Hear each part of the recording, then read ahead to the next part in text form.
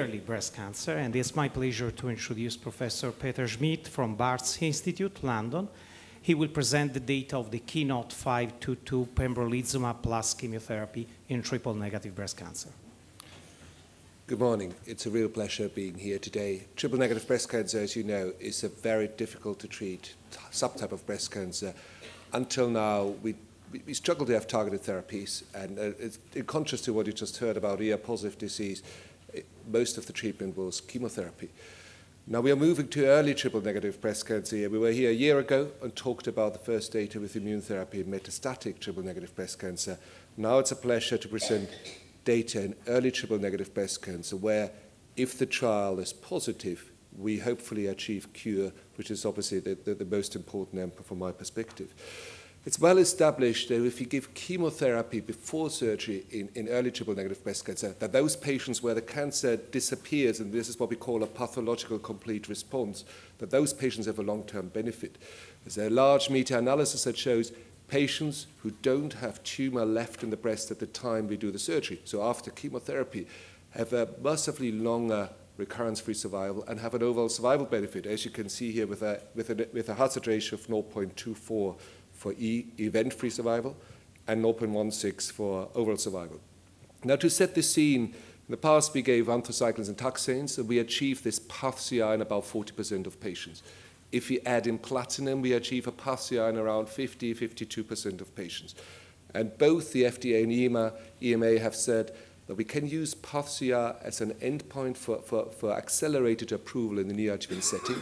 But we will obviously have to demonstrate the longer-term benefit in terms of really reducing recurrences. If you look at the KEYNOTE-522 trial, it was a trial for patients with early triple-negative breast cancer.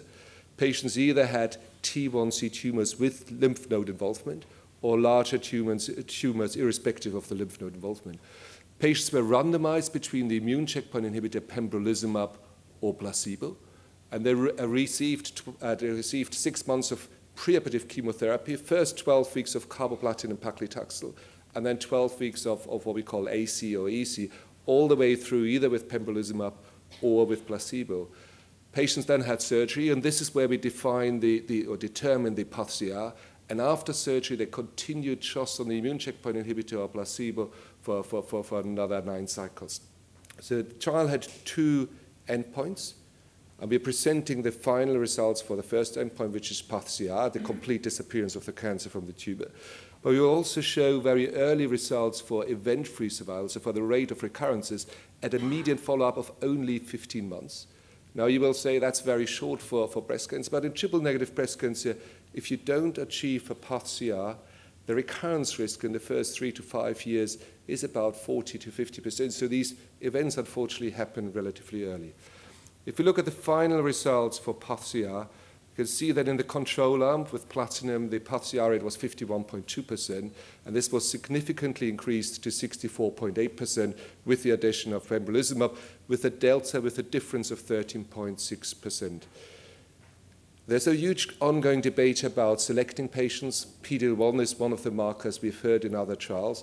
And so we did an analysis, pre-planned analysis in patients with PD-L1 positive tumors, determined by an assay called 2-C3, and PD-L1 negative tumors. And as you can see, both groups have a significant benefit. Again, the delta is 14.2%, the difference between placebo and pembrolizumab for patients with PD-L1 positive tumors, and 18% for patients with PD-L1 negative tumors. At this very early time point, we have very preliminary data for event-free survival because the follow-up is only 15 months in a curative setting. But what you can see is that there's already a difference between the 2 curves. If you look at the actual events, we had 7.4% of the patients in the pembrolizumab arm unfortunately experienced recurrences. 11.8% of patients on placebo experienced recurrence. The hazard ratio is 0.63. This didn't meet the very, very strict criteria for significance at this very early time point. As you can see, the bottom of the slide is the criteria was 0.00051 to meet, which was a very, very high bar, but we will have subsequent event-free survival analysis coming out very soon. The estimated 18 months event-free survival is 91.3% with pembrolizumab and 85% in the placebo group. Now, one key consideration is what's the cost in terms of side effects. And if you look at the side effects in blue with pembrolizumab and in the, I think the colors don't come out quite, in the lighter color with placebo, you see it looks relatively comparable between the two arms. We haven't really had clearly new safety signals. We have slightly more rash with pembrolizumab, but otherwise there's very little different between those two groups on average, at least in the common side effects. This is in the phase before surgery, where immune therapy is given together with chemotherapy, so most of the side effects you see here are side effects of chemotherapy.